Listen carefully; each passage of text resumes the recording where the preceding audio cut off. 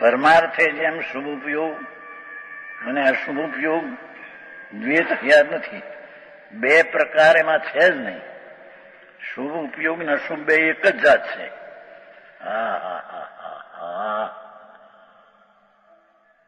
ભગવાન એમ કે અમારી સામો જોઈને અમારી ભક્તિ તું કર અને તારા બાયડી છોકરાનો ભાવ અશુભ બે એક જાત છે કે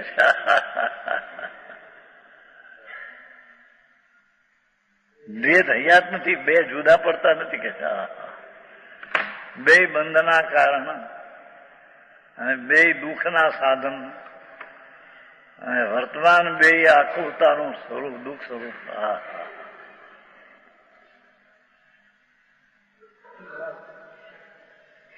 જેમ સુખ અને દુઃખ દ્વૈત હયાત નથી, ઇન્દ્રિયનું બહાર સુખ અને દુઃખ બે હયાત નથી, બે એક જ દુઃખ છે. તેમ પુણ્ય ને પાપ દ્વૈત પણ હયાત નથી. એમ પુણ્ય ને પાપ નું બે પણ હયાત નથી. કારણ કે પુણ્ય ને પાપ બંને આત્માના ધર્મ નહીં હોવાથી.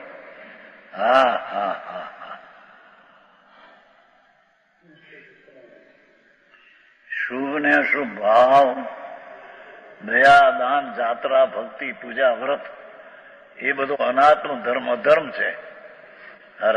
રાડ નાખે.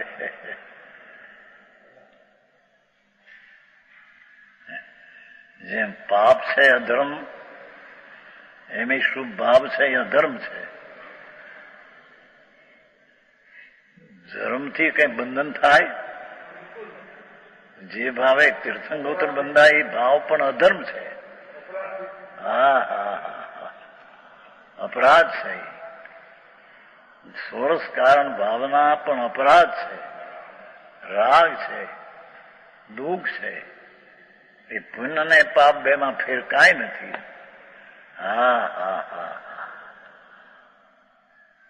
આવું હાકરું લાગે. કુંકુંદાચાર, અમૃતચંદ્રાચાર તો જેમ નાગા બાદશાહથી આગા, જેને દુનિયાની કઈ પડી નથી. સચ્ચા છે. તમને બેસે ન બેસે. પરમ સત્ય પ્રભુ, અણાકુળ અતેન્દ્રિય જ્ઞાનનો સાગર, એમાં શુભાશુભ ભાવ થાય એનાથી તદ્દન વિરુદ્ધ ઝેરના પંથ છે, એ દુઃખના પંથ છે. બંને આત્માના ધર્મ નહીં હોવાથી નિશ્ચયથી સમાન જ છે. આમ હોવા છતાં જે જીવ તે બેમાં સ્વર્ણ અને લોખંડની બેડીની માફક સોનાની બેડી ઠીક છે ને લોઢાની ઠીક નથી. અહંકારિક તફાવત માનતો થતો. સોનાની બેડી ઠીક ને લોઢાની ઠીક નહીં. એમ અશુભ ભાવ ઠીક નહીં અને શુભ ભાવ ઠીક. એમ અહંકાર પુણ્ય ને પાપમાં તફાવત હોવાનો મત અહંકારજન્ય, અવિદ્યાજન્ય, અજ્ઞાનજન્ય છે, નિચાર છે. આવું હોય ચરવું.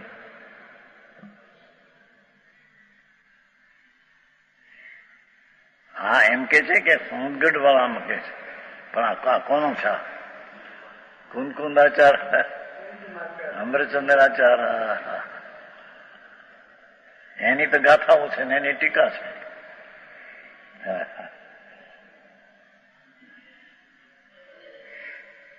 અહંકારી તફાવત માનતો થકો. લોખંડની બેડી કરતા સોનાની બેડી ઠીક છે, એમ અશુભ ભાવ કરતા શુભ ઠીક છે માનતો થકો.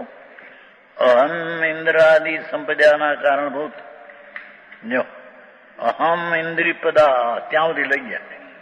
9મી ગ્રેડ સુધી મુનિ પંચ મહાવર્ત ધારણ કરીને મિથ્યા દ્રષ્ટિ આત્મજ્ઞાન વિના પંચ મહાવર્ત પાળે એની ધર્મ માને. 28 મૂળ ગુણ પાળે એને ધર્મ માને. એ તો રાગ છે. પંચ મહાવર્તી અધર્મ છે. એનું ફળ અહમેન્દ્રાદિ પદાદિ સંપદાઓના કારણભૂત ધર્માનુરાગ ને એ ધર્મનો અનુરાગ છે. પ્રેમ અતિ નિર્ભરપણે ગાઢપણે અવલંબે છે. એ ધર્મના પ્રેમને રાગને અવલંબે છે.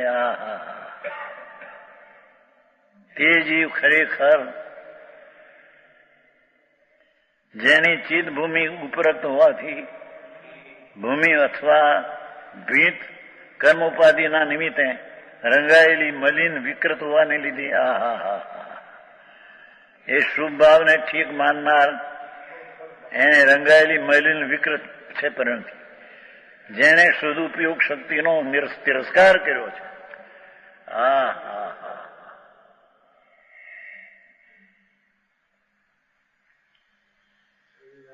શુદ્ધ સ્વરૂપ ભગવાન આત્મા પવિત્ર છે. તેના તરફનો જે શુદ્ધ ઉપયોગ એમાં શુભ ભાવમાં આવી અને એના પ્રેમમાં આવી અને શુદ્ધ ઉપયોગનો તિરસ્કાર કર્યો. એમ શુદ્ધ થઈ જાય.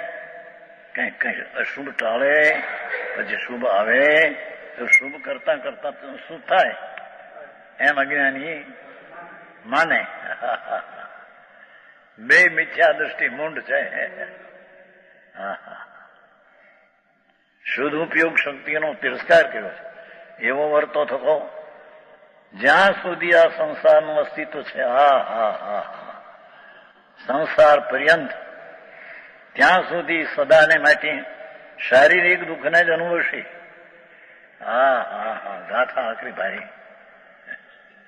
પુણ્યના ફળ તરીકે શુભ ભાવના ફળ તરીકે સંસારનો અંત નથી તેવા સંસારના દુઃખને ભોગવશે.